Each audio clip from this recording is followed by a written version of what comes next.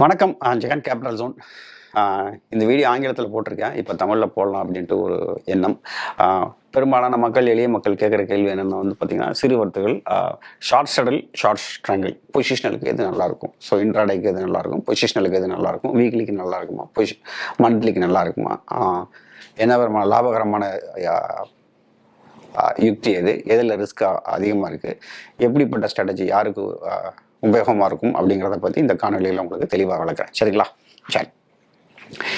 சரி, ரீட்டைல் பீப்புளை பொறுத்த வரைக்கும் பெட் ஸ்ட்ராட்டஜின்னு சொன்னால் ரெண்டு ஸ்ட்ராட்டஜி தான். ஒன்று ஷார்ட் ஸ்ட்ராங்கிள், இன்னொன்று ஷார்ட் ஸ்ட்ராட்டில். ரைட்டுங்களா? ஷார்ட் ஸ்ட்ராங்கிள்னா என்னங்க? தூரமாக காலம் போட்டு செல் பண்ணுறது. ஆனால் கிட்ட, அதாவது அத்திமணியில் செல் பண்ணிங்கன்னா அது ஷார்ட் ஸ்ட்ராங்கிள். ஷார்ட் ஸ்ட்ராட்டில் தூரமாக பண்ணிங்கன்னா அதுக்கு பேர் ஷார்ட் ஸ்ட்ராங்கிள்.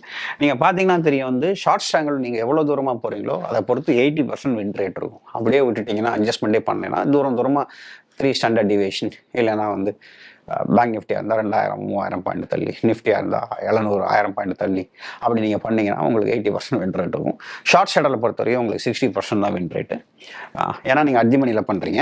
அதை விட்டு தாண்டி போயிடுச்சுன்னா அது உங்களுக்கு லாஸு. அதிலே நின்னா உங்களுக்கு கொள்ளலாகும். இதுதான் ஷார்ட் ஸ்ட்ராங்கிளுக்கும் ஷார்ட் ஷட்டிலுக்கும் உள்ள அடிப்படை வித்தியாசம். சரிங்களா? சரி, இதுக்கு ரெண்டுக்குள்ள மேஜரான வித்தியாசம் என்ன அப்படின்னு பார்த்தீங்கன்னா, வந்து நான் சொன்ன மாதிரி வந்து டெஃபினேஷன் பிரகாரம் ஷார்ட் ஸ்ட்ராங்கிள்னா ஓடிஎம், ஃபார் ஓடிஎம், தூரமாக இருக்கிற காலம் போட்டு வித்துறீங்க. ஸ்டாண்டர்ட்னு சொல்லணும்னா 5 மணி வித்துறீங்க. ஒரு உதாரணத்துக்கு மார்க்கெட் 16,000 இருக்குன்னு வச்சுப்போம். மார்க்கெட் எங்கேயோ போயிடுச்சு, 16,000 இருக்குன்னு வச்சுப்போம். ஸோ 17,000 காலு, கீழே வந்து 15,000 போட்டு, இதுதான் ஷார்ட் ஸ்ட்ராங்கிள். இதுதான் பெரும்பாலான மக்கள் பண்ணுறது. இது என்ன பண்ணுறதுனா வந்து ஷார்ட் ஸ்டாடல்ங்கிறது வந்து அத்திமணி 16,000 இருக்குன்னா 16,000 காலு, 16,000 போட்டு விற்றிங்கன்னா அதுதான் ஷார்ட் ஸ்டாடல். சரிங்களா? எக்ஸ்பைரி வைஸ் பார்க்கும்போது வந்து ஸ்ட்ராங்கிள் வந்து எல்லா எக்ஸ்பைரிக்கும் குட்டுங்க. ஈவன் வந்து வீக்லிக்கும் கூட குட்டு தான். ஆக்சுவலாக வந்து வீக்லிக்கு கூட ரொம்ப நல்லா தான் இருக்கும், மந்த்லிக்கு நல்லாயிருக்கும். ஆனால் ஸ்டாடலை பொறுத்த வரைக்கும் கொஞ்சம் லாங்கராக இருக்கணும், ரொம்ப லாங்கராக இருக்கக்கூடாது. அதாவது 1 மாதம் 2 மாதம் இருக்கலாம், 3 வாரம் கூட இருக்கலாம். ஆனால் வந்து நீங்கள் வந்து 3 மாதத்துக்கு மேலே போகும்போது என்ன ஆயிருன்னா வந்து மார்க்கெட் மூவ் ஆகிறதுக்கான வாய்ப்பு ரொம்ப அதிகமாக இருக்கிறதுனால லாஸ் வந்துடும். ஸோ அதனால் இருக்கணும். எக்ஸிட்டை பொறுத்த வரைக்கும் நான் என்ன சொல்லுவேன்னா, ஸ்ட்ராங்கிள் வந்து நீங்கள் இதுலேயும் பண்ணலாம், லாங் டேர்ம் எக்ஸ்பைரிலையும் பண்ணலாம். ரொம்ப நல்லது. தூரமாக பண்ணுறதுனால கொஞ்சம் சேஃப்டி அதிகம், ஷிஃப்டிங் ஈஸியாக பண்ண முடியும், லாஸும் மெதுவாக வரும். அதுதான் வந்து ஸ்ட்ராங்கிளோட அடிப்படை.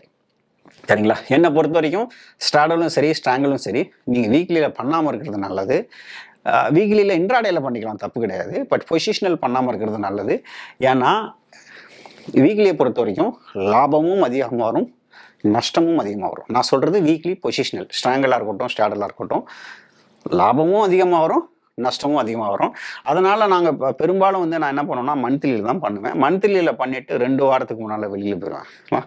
நான் என்ட்ராகும்போது எப்போவுமே 45 நாளைக்கு முன்னாடி தான் போவேன். ஸோ எப்பவுமே அடுத்த மாதம் தான் போவேன். 2 வாரத்துக்கு முன்னாலே வெளில போயிடுவேன். சரிங்களா? ஸ்ட்ராங்கிளை பொறுத்த வரைக்கும் உங்கள் பிரேக் ஈவன் இருக்கு இல்லையா, பிரேக் ஈவன் ஒன்று இருக்கு இல்லையா, எப்போ லாஸ் வரும்னு பார்த்தீங்கன்னா, ரொம்ப தூரமாக பண்ணுறதுனால அவ்வளோ தூரத்துக்கு உங்களுக்கு குஷன் இருக்கும். ஓகேங்களா? அவ்வளோ தூரத்துக்கு உங்களுக்கு லாஸ் ஆகாது, நல்ல ப்ராடராக இருக்கும். ஆனால் ஸ்டாடலை பொறுத்த வரைக்கும் நீங்கள் அத்திமணியில் செல் பண்ணுறதுனால உங்கள் ப்ரீமியம் மட்டும்தான் கலெக்ட் பண்ணியிருக்கிறதுனால வந்து உங்களுக்கு வந்து என்ன ஆகும்னா வந்து உங்களுடைய பிரேக் ஈவன் வந்து பார்த்திங்கன்னா பயங்கர நேரவாக இருக்கும். இதில் சக்ஸஸ் ரேட் பாப்னா என்னங்க, ப்ராபபிலிட்டி ஆஃப் ப்ராஃபிட், ஸ்ட்ராங்கிளில் வந்து ரொம்ப ரொம்ப ரொம்ப ரொம்ப அதிகம். ஸ்டாடலை பொறுத்த வரைக்கும் ரொம்ப மாட்ரேட்டாக தான் ப்ராஃபிட் வின்னிங் ரேட் இருக்கும். சரிங்களா? அதே மாதிரி பார்த்தீங்கன்னா அட்ஜஸ்ட்மெண்ட்ஸ் வந்து உங்களுக்கு ஸ்ட்ராங்கிளில் இருந்து ரொம்ப ஈஸி. ரொம்ப தூரமாக இருக்கிறதுனால அப்படி இந்த பக்கம் ஷிஃப்ட் பண்ணிட்டே வரலாம், அந்த பக்கம் ஷிஃப்ட் பண்ணிட்டு வரலாம். ஸ்டாடலை பொறுத்த வரைக்கும் நீங்கள் அத்திமணி தான் பண்ணியிருக்கீங்க. ஸோ பண்ணிங்கன்னா இந்திமணி கால் இந்திமணி போட்டு வைக்கணும். இல்லைன்னா நீங்கள் என்ன பண்ணணும்னா வந்து அடிஷ்னலாக போட்டு வைக்கணும். என்னை பொறுத்த வரைக்கும் பார்த்தீங்கன்னா அட்ஜஸ்ட்மெண்ட்ஸ் வந்து இதில் வந்து நிறையா பண்ணணும், உடனே பண்ணணும், இல்லைன்னா லாஸ் ஹெவியாக இருக்கும். ஸோ ஸ்டாடலை பொறுத்த வரைக்கும். சரிங்களா? சரி, இன்ஸ்ட்ருமெண்ட் பார்த்தீங்கன்னா வந்து ரெண்டுக்குமே நிஃப்டி தாங்க பெஸ்ட்டு. ஏன்னா ஸ்டாடலாக இருக்கட்டும், ஸ்ட்ராங்கிளாக இருக்கட்டும், ரெண்டுமே நான் சொல்கிறது பொசிஷனல் சொல்கிறேன், நான் இன்ட்ராடே சொல்லலை. சரிங்களா? ரெண்டுக்குமே வந்து பார்த்தீங்கன்னா வந்து மார்க்கெட் ரேஞ்ச் பவுண்டில் இருந்தால் தான் உங்களுக்கு காசு. சரிங்களா? ரேஞ்ச் பவுண்டில் இருக்குது. ஸோ ரேஞ்ச் பவுண்டில் இருக்கிறதுக்கான வாய்ப்பு எதுக்கு அதிகம்? நிஃப்டிக்கு அதிகமாக, பேங்க் நிஃப்டிக்கு அதிகமாக. பேங்க் நிஃப்டிங்கிறது செக்டோரியல் இண்டெக்ஸ். அது வந்து பார்த்திங்கன்னா பெரும்பாலும் மார்க்கெட் வந்து நகர்ந்துக்கிட்டே இருக்கும். நிஃப்டிங்கிறது அப்படி இல்லை, ஒரு ஆணி அடித்த மாதிரி நிற்க ஒரு இண்டெக்ஸ். அதனால் வந்து ரெண்டுமே நிஃப்டியில் பண்ணுறது நல்லது. ரிஸ்க் வைஸ் பார்த்தீங்கன்னா ஸ்ட்ராங்கிளோட ரிஸ்க் கம்மி, ஸ்டாடலோட ரிஸ்க் அதிகம். நீங்கன்னா அத்திமணியில் விளையாடுறீங்க, இது வந்து அவுட் ஆஃப் த மணியில் விளையாடுறீங்க, அதனால் ரிஸ்க் கம்மி. அதே மாதிரி ரிட்டர்ன் வைஸ் பார்த்தாலும் நான் சொன்ன மாதிரி வந்து இதில் வந்து ஒரு நார்மலான ரிட்டர்ன் வரும் 3%. இதில் கொட்டி கொடுக்கும். இதில் ரிட்டர்ன் அதிகம், ரிஸ்க்கு அதிகம், அட்ஜஸ்ட்மெண்ட்ஸ் அதிகம், டென்ஷன் அதிகம், எல்லாமே அதிகம். இதில் எல்லாமே குறவுங்க. சரிங்களா? ப்ரீமியம் டு செல் என்ன ப்ரீமியத்தில் நீங்கள் செல் பண்ணலான்னு பார்த்தீங்கன்னா அது எல்லாமே ஓரல்டாலிட்டி பொறுத்து இருக்குங்க. ஓரல்டாலிட்டி பொறுத்து உங்கள் ப்ரீமியம் என்ன சொல்லுதோ அந்த ப்ரீமியத்தை பொறுத்து நீங்கள் வைக்கணும். இது பார்த்தீங்கன்னா ப்ரீமியத்துக்கு பார்க்குறதுக்கு ஒன்றுமே இல்லை. நீங்கள் அந்தி மணியில் தான் வைக்கணும். சரிங்களா? விக்ஸ் எனி வாலட்டாலிட்டி நீங்கள் ஸ்ட்ராங்கிள் பண்ணலாம். ஆனால் ஸ்டாடலை பொறுத்த வரைக்கும் எனி வாலட்டாலிட்டி நீங்கள் பண்ணக்கூடாது. ஹை வாலட்டாலிட்டியில் இருந்தால் பண்ணால் மட்டும்தான் உங்களுக்கு லாபம் அதிகமாக வரும். லோ வாலட்டாலிட்டியில் பண்ணிட்டீங்கன்னா மறுபடியும் ப்ரீமியம் ஏறிச்சுன்னா ரொம்ப கஷ்டமாயிரும். ஒருவேளை லோ வாலட்டாலிட்டியில் அப்படியே இருக்குன்னா கூட ப்ரீமியம் கரையிறதுக்கு ரொம்ப டைம் ஆகும். ஸோ லோ வாலட்டாலிட்டியில் ஸ்டாடில் பண்ணாமல் இருக்கிறது நல்லது.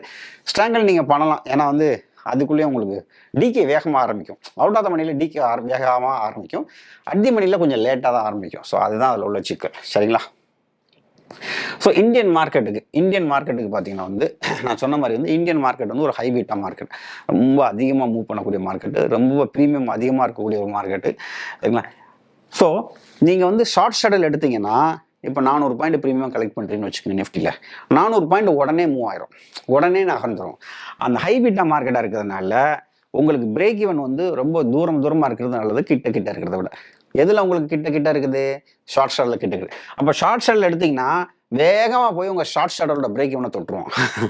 கடன்னு போய் தொட்டுருவோம். ஸோ பேக் டெஸ்டிங்லாம் பண்ணி பார்த்தீங்கன்னா ஸ்ட்ராடல் வந்து அவ்வளோ ரிசல்ட் நல்லா இல்லை. வேறு மாதிரி சொல்கிறேன்னா அது கொடுக்குற ரிட்டனுக்கும் அது கொடுக்குற ட்ராடவுனுக்கும் பார்த்தீங்கன்னா எக்கச்சக்கம். ஸோ நான் சொல்கிறது ஸ்டாடல்னு சொல்கிறது, நான் ஷார்ட் ஸ்டாடல் சொல்கிறேன். நீங்கள் விற்கிறீங்கன்னு அசியூம் பண்ணிக்கிறேன். அப்படி இருக்கிற பட்சத்தில் பேக் டெஸ்டிங் பிரகாரம் ஸ்டாடல் அவ்வளோ உகந்ததாக இல்லை. ஏன்னா அதில் வர்ற நஷ்டம் அதிகம், ரொம்ப ரொம்ப ரொம்ப ரொம்ப அதிகம். சரிங்களா? புஷ் நான் சொல்கிறது நீங்கள் அட்ஜஸ்ட்மெண்ட்டே பண்ணலன்னு எடுத்துக்கிறேன். சரி, அட்ஜஸ்ட்மெண்ட் பண்ணால் ப்ராஃபிட் வரும், அது வேறு. சரிங்களா? ரைட். அப்புறம் easily push shoot for adjustments. Straddle எடுத்துகிட்டு மறுநாளே நம்மளை அட்ஜஸ்ட்மெண்ட் பண்ண வைப்போம். ஆனால் ஸ்ட்ராங்கிள் அப்படி கிடையாது. புரிஞ்சுக்கிட்டீங்களா?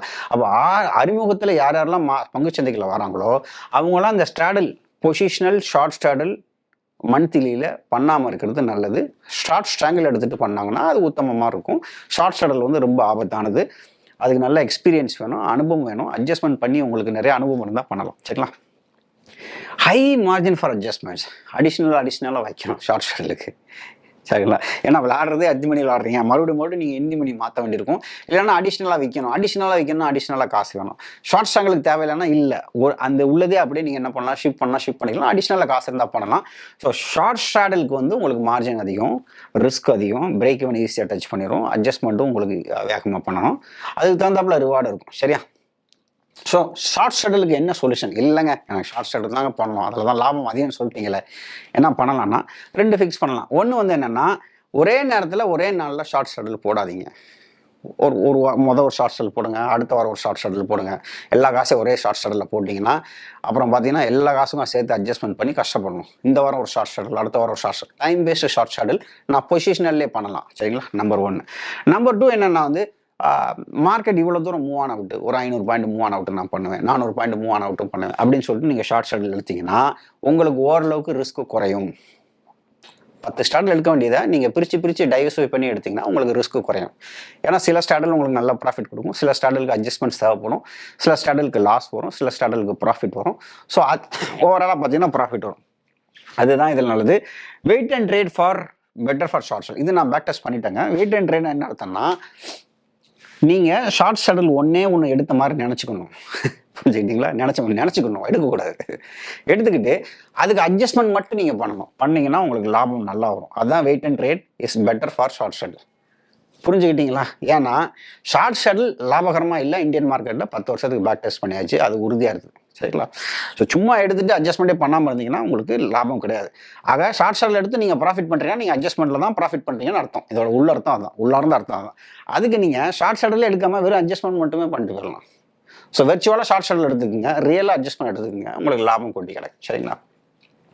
ஸோ என்னுடைய கருத்து என்னென்னா, என்னுடைய தீர்ப்பு நான் வந்து பொசிஷனில் பொறுத்த வரைக்கும் நீங்கள் ஷார்ட் ஸ்ட்ராங்கிள் பண்ணுறது நல்லது. நான் சொன்ன மாதிரி அதுக்கு மார்ஜினும் கம்மி, ரிஸ்க்கும் கம்மி, அட்ஜஸ்ட்மெண்ட்டும் கம்மி, ரிட்டர்னும் கம்மி, நிம்மதியும் ரொம்ப எக்கச்சக்கமாக இருக்கும். சரிங்களா? இன்ட்ராடே பொறுத்த வரைக்கும் என்னை பொறுத்த வரைக்கும் ஷார்ட் ஸ்ட்ராங்கிள் பண்ணாமல் இருக்கிறது நல்லது. ஷார்ட் ஸ்டாடலில் வந்து உங்களுக்கு லாபம் அதிகம், அதில் ஸ்டாப் லாஸ் போடுவீங்க. இதை பற்றி நான் நிறைய காணொலியில் 920 ஸ்டாடல்லாம் நான் போட்டிருக்கேன். நீங்கள் அதை போய் டிஸ்கிரிப்ஷனில் இருக்க செக் பண்ணி பாருங்கள். ஸோ இன்ட்ராடே பொறுத்த வரைக்கும் ஷார்ட் ஸ்டாடல் நல்லது, பொசிஷனில் பொறுத்த வரைக்கும் ஷார்ட் ஸ்ட்ராங்கிள் நல்லது. இவ்வளோதாங்க. ஸோ ஏன்னா ஸ்ட்ராட்டஜி ஈஸியாக கற்றுப்பீங்க. வாட் இஸ் வாட், எது என்ன அப்படிங்கிறது இன்டர்நெட்டில் தெரிஞ்சுக்கலாம். எந்த ஸ்ட்ராட்டஜி எங்கே பண்ணணும், முக்கியமாக இந்தியன் மார்க்கெட் எங்கே பண்ணணும், எந்த இண்டெக்ஸுக்கு பண்ணணும், எவ்வளோ லாஸ், எவ்வளோ பொசிஷன்ஸஸ் வைக்கணும், இது எல்லாமே பார்த்தீங்கன்னா வந்து ஒரு